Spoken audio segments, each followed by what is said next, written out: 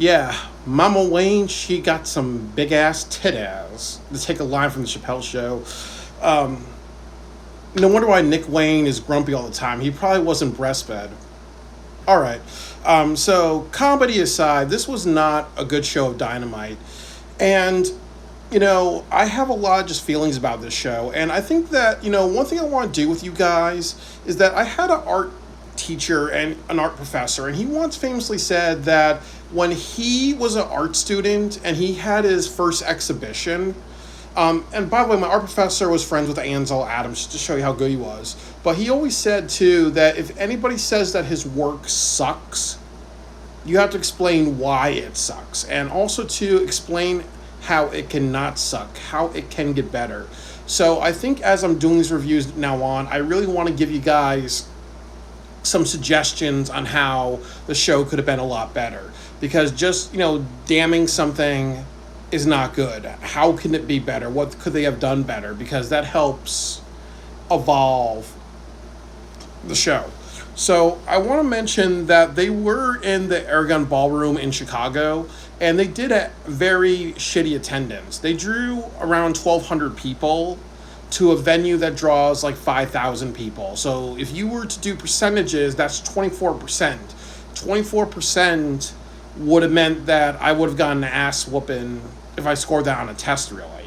And the other thing, too, is that if you think about it, All In drew roughly around like 28,000 people. So, like around 1,100 or 1,200 tops, really. That's about like, almost like 20 times less, really, which is very, very disturbing. So less than 5% of your biggest show of the year, and you just came off your biggest show of the year. So this was a failure for those reasons, because a lot of people had a lot of goodwill with AEW, and also too when you have big knockout shows and highly talked about shows and people saying these are the best matches ever, you gain a momentum, and you need to keep building your momentum, just like the stock market. Once you gain trust, you gotta keep making good decisions. But with AEW, they just kind of went up and then they went down again, really. So I am a little saddened that, the guy drew a very, very poor attendance, and this is unacceptable. So I want to review the show, and another thing too is that I did fall asleep during the show a few times, really. So just to show you that I was not really involved in this, I did agree with a lot of people that there was overusage of tag team and triple team and faction versus faction, and that's getting a little repetitive. So again, I will go through the show right now and just talk more about it. So Hangman Adam Page comes out, and then what happens was that there was a commercial break as he comes down to the ring, if you were watching on HBO Max, really. So that looks very unprofessional. They need to fire somebody in television production, really. So Hangman's talking to the crowd. He's saying, thanks. And then as he's coming down in the very get-go, it's cutting to commercial, then it cuts back to him, like somebody made like an error, really. So, if that keeps happening, that person needs to be fired. This is television production.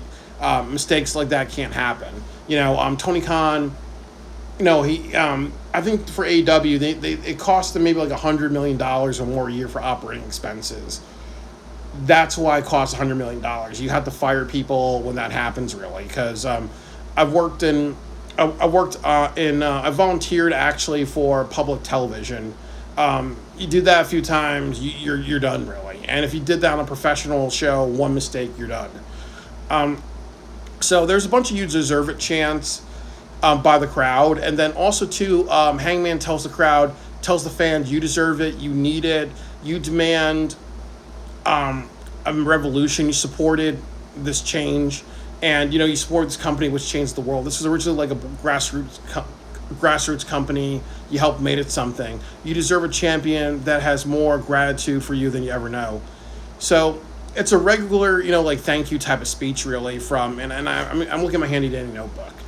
So it's a regular, just like thanks for everything type of speech. There's really nothing kind of dynamic in it. And then this is also a little bad too, because I was saying if I would book the show, I would have MJF come out and with the Hurt Syndicate, not do a backstage promo with them.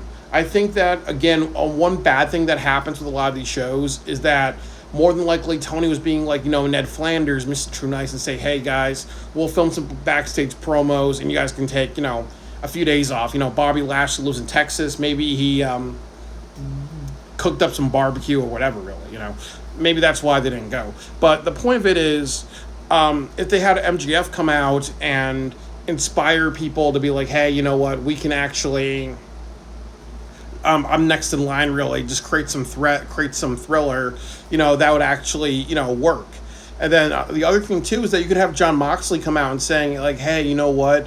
I'm challenging you to a rematch in Chicago, really. Because remember what the rule in WWE and a lot of wrestling companies, if the champion loses, they get a rematch. So he has to go through Moxley one more time. That could be a mini feud in between now and Forbidden Door. So they should have done those things to set up, the next generation, really, the next couple of where's this going to go, really. I really appreciate the video that they did, and I give them a lot of credit for this. They mentioned the all-in records, like the attendance, how many people were trending on social media, how much was trending on social media. That's good. When they have things like we launched 2100 more fireworks, that's nobody gives a fuck about that. But that's actually good that you mentioned, the ticket draw, how much money it made, how hundreds of millions of people were talking about this online. All that stuff is good. And then the other thing, too, is that they had the Young Bucks in a couple of segments tonight. And, like, the first segment was that they took, like, a lift to the AEW to the ballroom. And I think one thing they have to do is that they really have to, like, listen to the crowd and see what the crowd's doing. And if people are laughing and they're guffawing, keep it. If not, then this is what I call 48-hour film project comedy, which just means that if you ever did the 40-hour film project competition or heard that competition, they love dumb, stupid comedy that most people will just laugh at just to play along or just to show support. Nothing that kind of is that makes you laugh your ass off, really. So I really think that's almost like, it's funny to them, but it's not funny to a mass. So I'm not a big fan of this. I fell asleep during this match a couple of times. Like, I honestly felt like, somebody was drugging me. Kyle Fletcher versus Mascara Dorada. But I do like Kyle Fletcher, and I do like Mascara Dorada. So, Mascara Dorada, like, definitely he needs to be featured more in AEW. I think that I would love to have Mascara Dorada, Hologram, and Mystico versus the Hurt Syndicate and MJF at AEW Forbidden Door, just so there's good continuity, represent Mexico. And then maybe, or you can even have Mascara Dorada, Mystico, and Mark Briscoe versus MJF at Forbidden Door, like triple team versus triple team, free bird tag teams. Like, I think that's where they should go. But Mascara Dorada, springboard drop kick, head scissors, shooting star press on the second row, 450 splash. And then at the end of it, Kyle Fletcher hits a middle rope brainbuster. And I'm actually happy with Kyle Fletcher because he did something like where he would do like a spinning brainbuster, or he would like take somebody, spin them on their head, and they would fall off a turnbuckle. Like, he did that to Brody King. And again, don't ever do that because that looks way too dangerous. I also appreciate what they did, and I'll give them a lot of respect for this, that Kyle Fletcher says his mission in life is to take everything from you, Dustin, because he wanted to be the TNT champion at All In, really. So I like this continuity. He's pissed off at Dustin. What direction is Kyle Fletcher going into? Are you just having matches? Are you just having matches with him, or is it going somewhere? He's having a match with Mascara Dorada to vent off some steam because he's pissed that he didn't win the title. Now he's taking his anger on his direct target, which is Dustin, for winning. So that is what we need. That's fucking continuity. That's fucking flow, that's fucking motivation, and that's what makes good television, really. And then you follow this up by Dustin saying, hey, I'm going to speak on Collision, really. So it gives people something to look forward to on Collision. We want to see how Dustin and Kyle Fletcher are going to work together. And when we look at Collision, they don't have a lot of good... on Collision, they don't have a lot of good stories. They just have matches, a lot of matches, like 2 Hour Rampage. That's why nobody watched it. But now I'm interested in Collision because I want to see what Kyle Fletcher and Dustin do as far as, just, having a nigga moment or something like that, So I'm looking forward to seeing that nigga moment between both of them, So that I give them for. Then what happens was backstage, they did more segments with the the Young Bucks. They had to show them like going down to a basement with their luggage.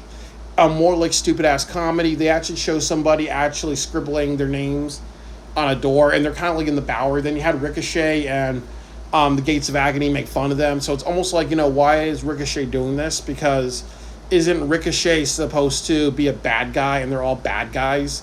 That's bad continuity, really. You should have had, like Nana or something like that, or maybe like, you have like Big Show walk out of the locker room and said like, this is also where the toilets are, something like that. Like, you could have just done something like that with a baby face.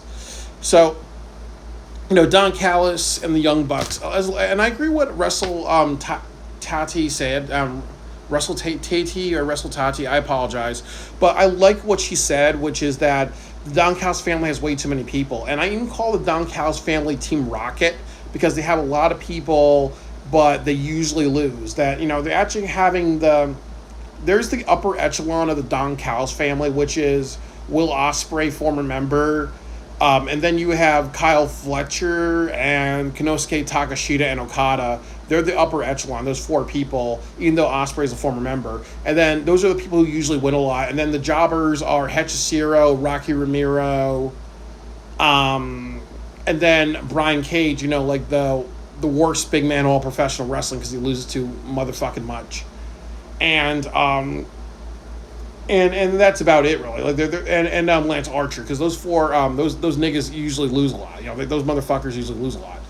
Got to use some profanity, make this a little bit more lively, make this more Charles Bukowski for you guys. And also, I'm a fan of Dave Chappelle, bitches. The next match was Hechicero, Bobby Lashley, and the Young Bucks versus Jet Speed, Bandito, and Brody King. Again, that was when I actually started to like doze off. And all that stuff. I felt like somebody was injecting me with one of those medications they give people in lunatic asylums when they are crazy. They just inject them with a sedative.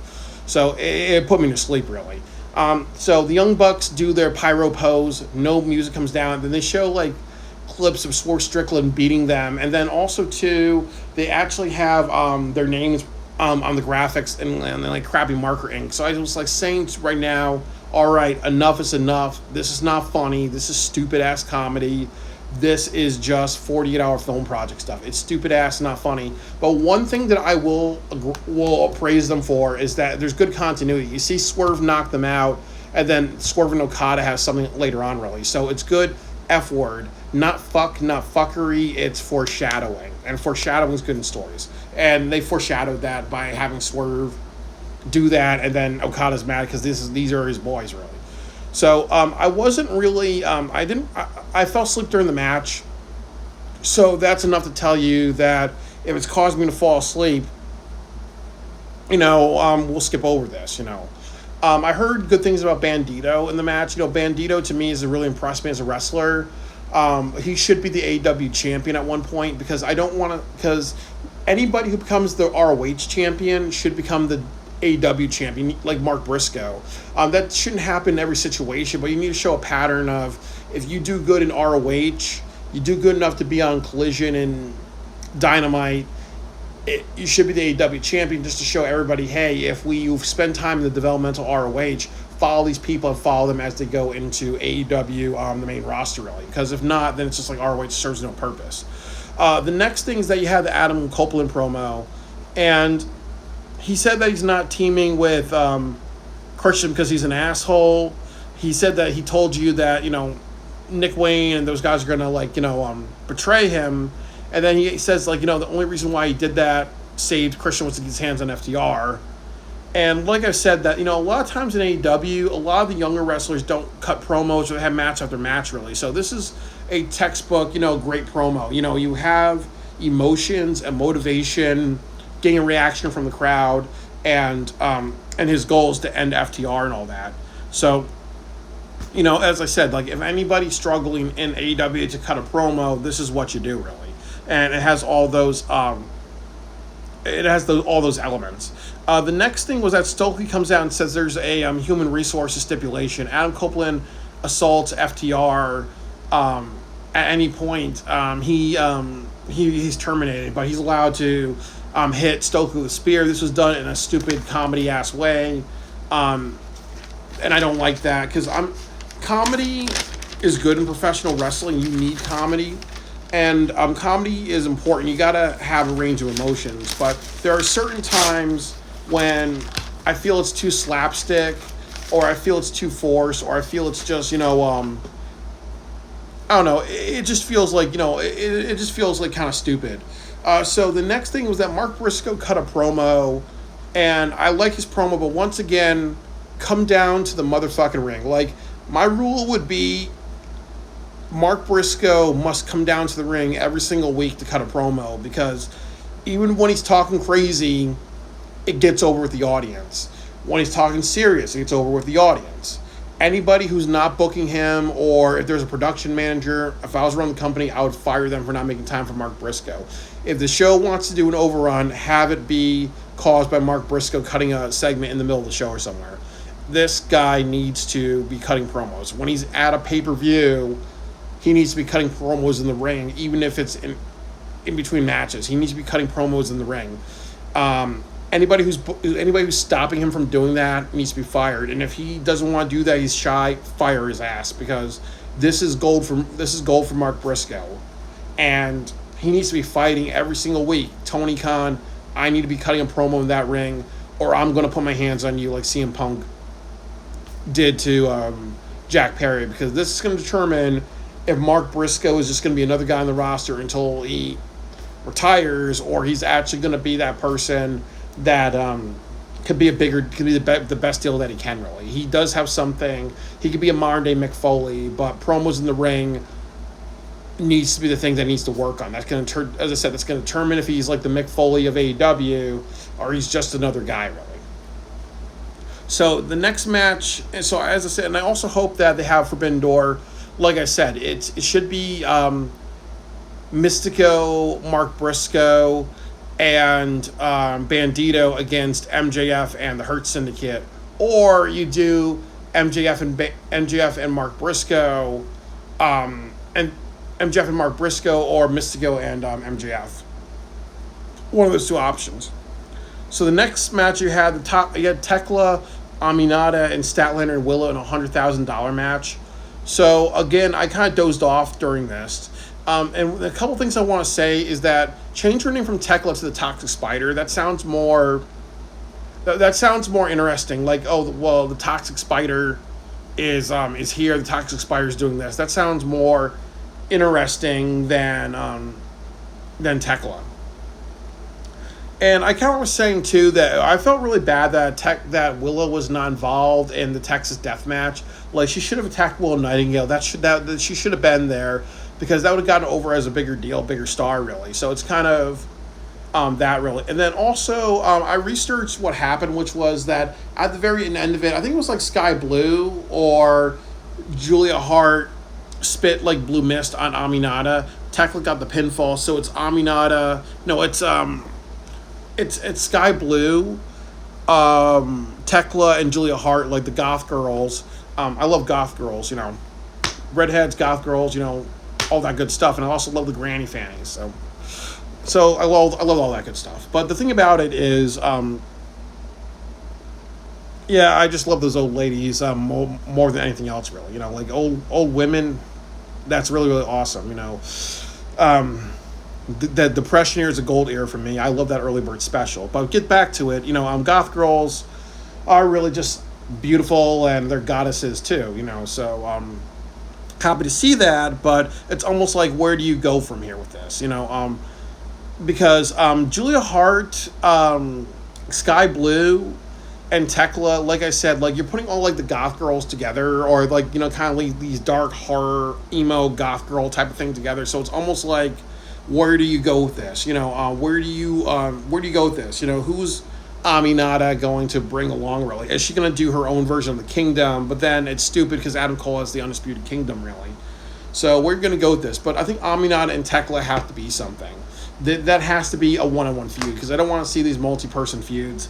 That's a little too repetitive. If you're going to have the AEW Women's Tag Team Championships, so be it. But establish that, then get to a multi-person women feud. But if you're not going to do that, woman against woman, not women against women, because we're seeing women against women is okay, but we're seeing way too many group feuds and tag team feuds and trios feuds. One-on-one feuds, AEW needs to work on. That's what I've been doing. And then Toni Storm does her great does her promo. She does her licentious lyrics. I am the whore you all adore. I am the slut you can't rebut. If you are able, I will bend you over the table, and other things like that. Like, it's always gets a crack out of me because she's so unapologetic when she says it, and it really just gets reaction out of the crowd, really. And then, as I said, I would ask you guys that question: with Toni Storm in this gimmick, like, how would that get over in the Attitude Era? Like, I think that it would get over in the Attitude Era, but they would have to change her character a little bit just to make sure it fits the Attitude Era more. Hollywood Starlet, that probably wouldn't fit. You would have to refine it a little bit. But I like the limericks and all that would probably work in the Attitude Era. But that would be interesting to talk about. Would Toni Storm be successful in the Attitude Era with her sexual innuendo gimmick? Would that work in the Attitude? Well, would that be successful in the Attitude Era? The next thing that I want to say is that, we don't know what's going to happen with Athena. No, we don't know what's going to happen with Mercedes Moné. So it is kind of like interesting, but they have to kind of have a follow-up. Where does Mercedes go from here, really? Because she can't do something like go home for a couple of weeks. She is the TBS champion. That needs to be defended. There could be like Thunder Rosa or somebody else saying like, hey, you know what? You lost. I know you're doubting yourself because you always want to win. You are a sore winner. I know you are a sore winner and also a sore loser at the same time, really. So you could do Thunder Rosa trying to go after the TBS championship or something like that. Or maybe you have Athena go after Toni Storm for the women's championship, and then Athena forces Billy Starks to go after Mercedes again, really, just because just because like that, just because she's like her henchwoman. So it's almost like saying you have to get to, if I you have to be, you have to get the second place prize because, it looks good that we both are holding championships. That could be something. But I'm very happy Athena cut this promo. And I was talking, and I was kind of like saying this too, really, that I think after she reaches 1,000 days, she needs to give up her women's championship. And I actually mentioned this. I think it's Tori Wilson or another like woman wrestler from the WWE. I think it is Tori Wilson or Lita. But they have the record for being the longest women champion of the 21st century. And that's actually very sad because it's actually Athena at 1,000 days. But Athena has been so overlooked. It's not been talked about that she's reaching 1,000 days. It's not being celebrated. But they have to make a big deal of that to say, hey, that's important, because then it's almost like, well, she's headlining pay-per-views. She's been champion for like 1,000 days, longer than anybody in Ring of Honor, beating Samoa Joe's record and other records. We have to make that a big deal. So she goes down in history as being the longest woman in the 21st century. That needs to be corrected, really, and they need to do that by celebrating that, because otherwise, it's like Ric Flair. Ric Flair is not a 16-time champion. He's won like over 20 World Heavyweight Championships, but there's so many rewriting and other things like that, really. So yeah, they need to celebrate her 1,000th day. They need to make that a big deal, and then she needs to retire her title after that, and go after the AEW Women's Championship, because that's just a good look. You've been champion for 1,000 days on the secondary show or the developmental show. That automatically means you can be somebody on the main roster, really. So they really have to, establish the ROH Women's Championship by making Athena actually successfully cash this in and have a good title run, so and get good matches. So like, there's a lot you can do. And then again, a future match could be Toni Storm, Athena, and Mercedes Moné. Winner takes all the titles in the women's division. So you can take the ROH Women's Championship, the TBS Championship, and the AEW Championship. So it's almost like one woman holds all three belts, really. But then again, if it's Mercedes, she holds it, and if it's Toni Storm or Athena, they just say, hey, I want to hold just the women's title. Those two other titles, we're going to put those in tournaments. You can do something like that, really. Like a triple threat winner takes all. I think that would make money. But it was a good promo. It was a motivation. It kind of showed the next threat for Toni Storm. So she's kind of not in limbo, really. So I really think that Athena has to be the one to beat Toni Storm, because because there's really no other like person that's built up for a long time. And then Okada beats this guy who looks like super crazy. Um, and then the other thing too is that Okada called Swerve a bitch, and the way he said that and all the emphasis and motivation, it got me to laugh my ass off. So that was like the biggest thing of the night, really. You bitch, and other things like that. And I'm actually happy they made you Swerve versus Okada at Forbidden Door. That needs to happen, and the reason why I want to do that is for two reasons. Because if you want to make money, what I would do is, if you want to make money, you have to have Will Ospreay versus Hangman Adam Page. For two reasons. This is his home country. This means a lot to Will Ospreay.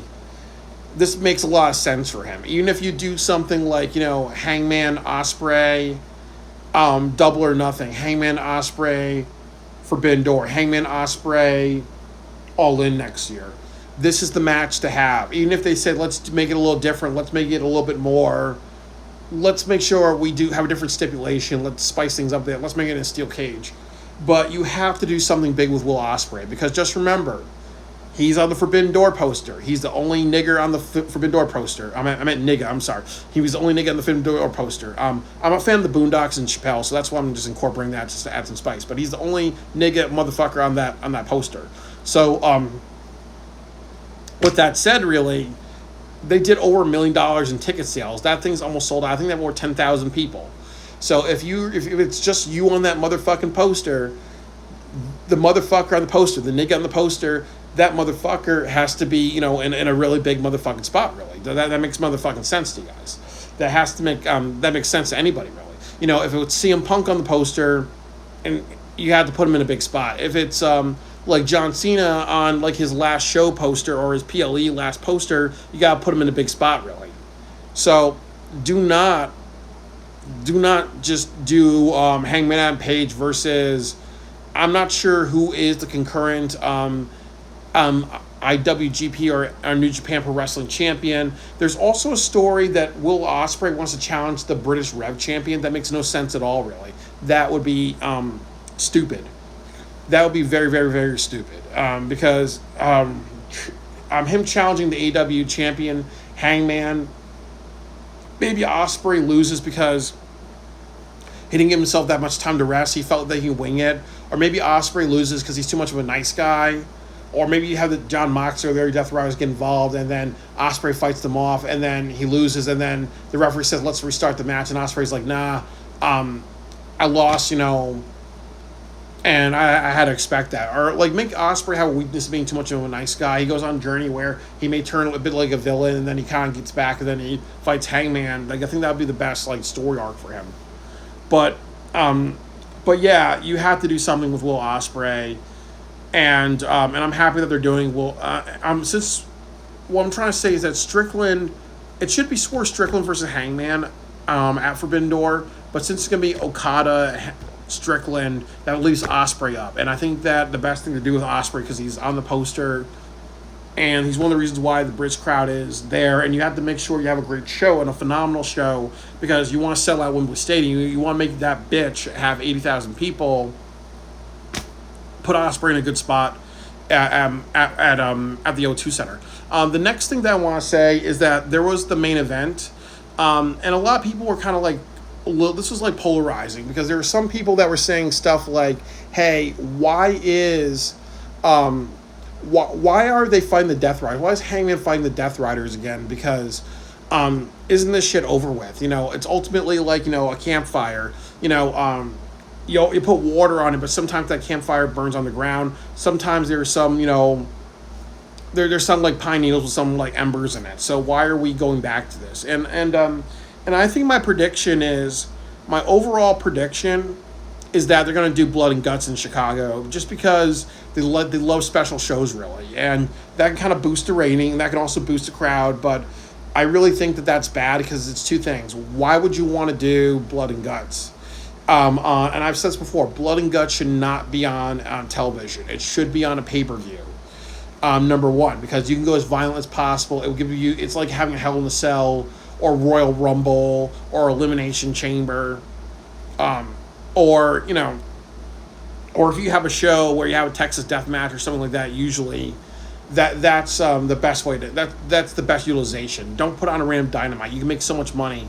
The next thing that I will say is having a blood and guts match is a bad idea because you just did a Texas death match. So it's like, as I said, it's like watching Kill Bill Volume 1 twice, really. It's a little too monotonous. And didn't you already defeat the Death Riders? So why are you trying to defeat them one more time, really? It does feel like, as I said, it's like, you know what, you went to a restaurant and after having steak, you say, like, I want the cheesecake for dessert. Like, no, have another burger or whatever. It's too much of the same thing. It's a little different, but it's the same thing, you know. So I think they're going to do that. That's my prediction.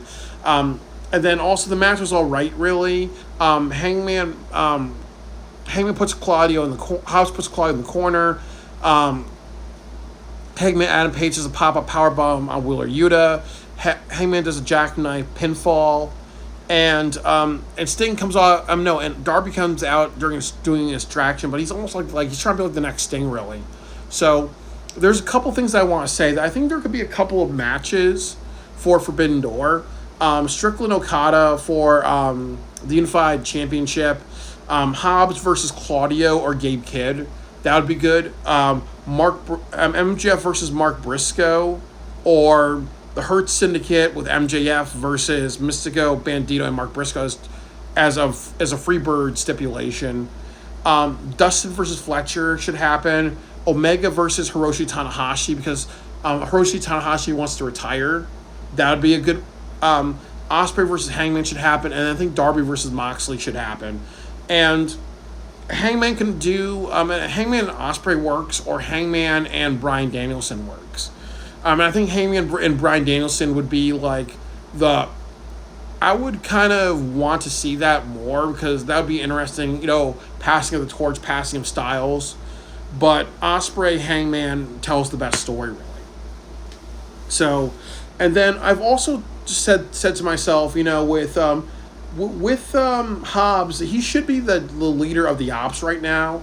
And it should be one of those things that when Samoa Joe comes back, he should be like, hey, you know what? You've been leading, you've been doing a good job, so I want to challenge you at Forbidden Door to see if you deserve to be the leader. You deserve to be the leader long term, really. I want to test how good you are, really. And to push Hobbs in a different direction. Or you see Hobbs leading the Ops, talking to the microphone, acting like a badass, having people stand behind him, being the captain of the ship. I think that would be a good direction for Hobbs, really. So it's ultimately like Hobbs become the leader of the Ops, and then Samoa Joe tests him at Forbidden Door. You know, I think that would be good, really. So, again, like I said, I really think this show was a dud, really. It didn't have a lot of... it had some hints of matches that could happen at Forbidden Door. And they also have to understand that Forbidden Door is their second toughest show of the year. And the reason why I say that is because you feature a lot of Japanese wrestlers that most people don't know about. And a lot of people say that it's also called the skip pay-per-view. And one reason why I call it the skip pay-per-view is like there's no continuity. It would just be like if you had the Royal Rumble, Elimination Chamber, and before WrestleMania you had WWE Forbidden Door, CMLL, or AAA. Mr. Iguana and El Vikingo versus like Gunter and John Cena. You know, like that's not gonna that may draw some money, but people are gonna be like, who the fuck is El Vikingo and Mr. Iguana, really? You get what I'm trying to say, really. So they have a lot of work to do before Forbidden Door. 1,100 people is unacceptable, and I really felt the show was very, very underwhelming. They really did not capitalize on the momentum that they had, and that's very poor, and that's very horrible. So, like, the show deserves a lot of improvements, and they really need to make the show a big deal, really. I really think we're going to get Blood and Guts in Chicago. That's my prediction. But, again, when you have your all-in show, over 27,000, close to 30,000 people, and then your follow-up show is, like, 20 times less people, that's very, very poor. And then also, too, you need to ride that momentum, and they didn't do that. So... You know, they still have a lot of goodwill, but they have to kind of just keep rebuilding it back, really. So like I said, is this a company that cares about getting better, or do they just want to throw shit at the wall and treat it like a lottery ticket?